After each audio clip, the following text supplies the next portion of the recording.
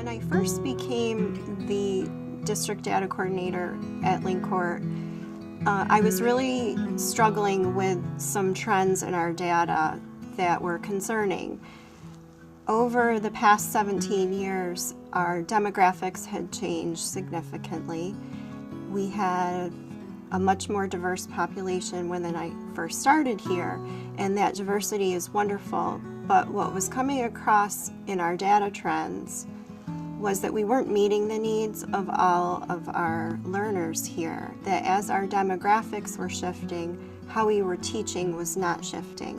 And I started to see a decrease in our reading data over time. Our oral reading fluency scores were going down year by year. And as our data trends were going down, it seemed as if we were working harder and harder. We were doing all the interventions that are very well known, nationally recognized, big box interventions, and working harder and harder, and yet our students weren't responding. Our data continued to decline, and it was a really frustrating time. I was searching for answers. Why were we working so hard and our students weren't responding to our instruction? What was happening in reading at LinkCourt? When I first arrived here about 9 years ago as the principal, there really was no cohesive reading program. If you went to any classroom, particularly any grade level, there was different programs being taught. There was no consistency, no cohesiveness. 1931. So James came to us in kindergarten, started with speech therapy, continued on when we saw some weaknesses with reading. James was a student who came to me through his teachers for needing additional support. And he was a student that was not making any growth in reading, and his data had kind of flatlined. Capital, and you can put it right over there, yeah. His dad has a learning disability, can read, but not, like, he goes a lot by pictures. And my dad struggled to read. His older brothers definitely struggled to read. You know, we had to get him glasses because we thought that was an issue. And we put him closer to the chalkboard, and just anything that could be done to help him. He just needed to get it. About the time that I just was so frustrated and could not find any more answers, Dr. Salamino emailed our administrative team a PowerPoint from a presentation he had gone to, sponsored by the Reading League. And I thought, well, I'll take a look at it, you know, not really expecting that everything would change from that moment on. I just couldn't stop reading, and something hit me. This is what we've been looking for. This presentation had the answers that I could not find, and that really started our journey with the Reading League. We had an initial meeting, and I was really interested in developing a long-term professional development plan. Dr. Murray and Dr. Beverine Curry both really mapped out for me a long-term journey for building teacher knowledge, for starting with our teachers first. And we needed to look at things differently. And I think going to the PD that Reading League provided, as well as not only in-house but as well as out at other districts, I found that foundational knowledge and the skills that are needed for students, I wasn't, fully aware of what I needed to do and teach for students explicitly. And I think that was one of the biggest pieces that I learned, those skills, that knowledge of how I needed to build the explicit instruction with students. first professional development, there were some tears, there was some resistance and some backlash and some questioning, as we expected when you're told as a teacher that, maybe what you thought was really good instruction might not be. At first, you are a little doubtful and questioning and concerned.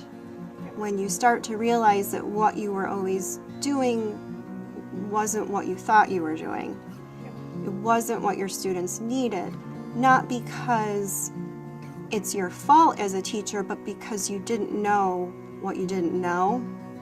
And then we followed it up with another professional development where we really looked at specifically the research and the science behind how we learn to read. And there were so many aha moments at that real intensive ELA Institute that we had with the Reading League.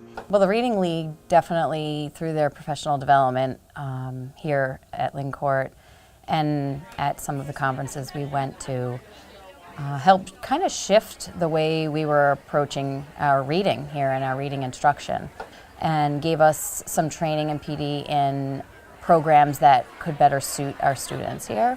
James' success rate was growing very rapidly throughout the year, and I would say that it's mostly due to the shift that we had through the professional development from the Reading League. It was really exciting for his reading teacher, and she came to me and said, "You have to see what James is doing.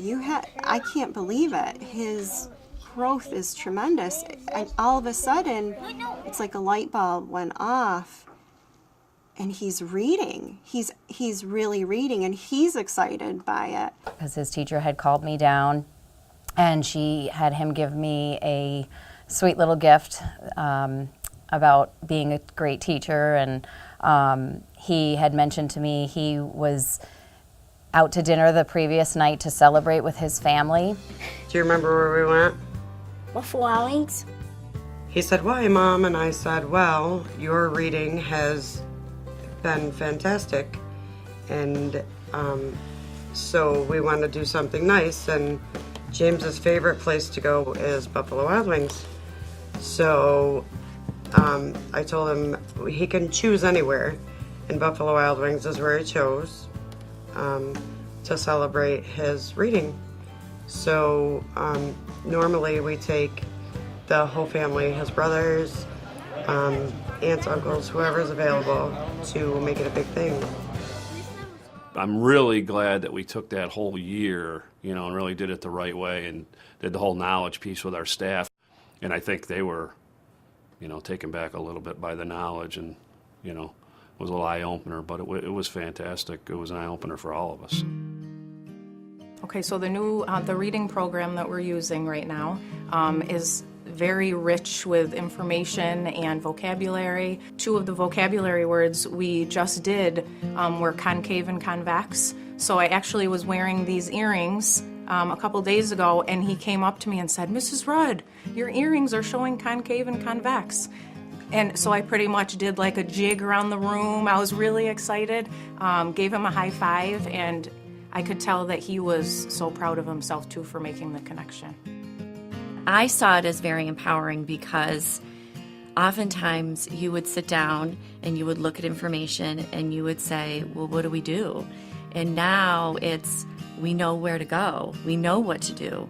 It is really, really empowering to me as an administrator, and then to have conversations with teachers and say, okay, this is our next step, and everyone knowing what that next step is or what intervention we're going to put in place. Instead of putting programs and throwing programs at kids, we're now looking at specific skills, and that is different. I think we always were sort of shooting in the dark because we really didn't task analyze where students' weaknesses were.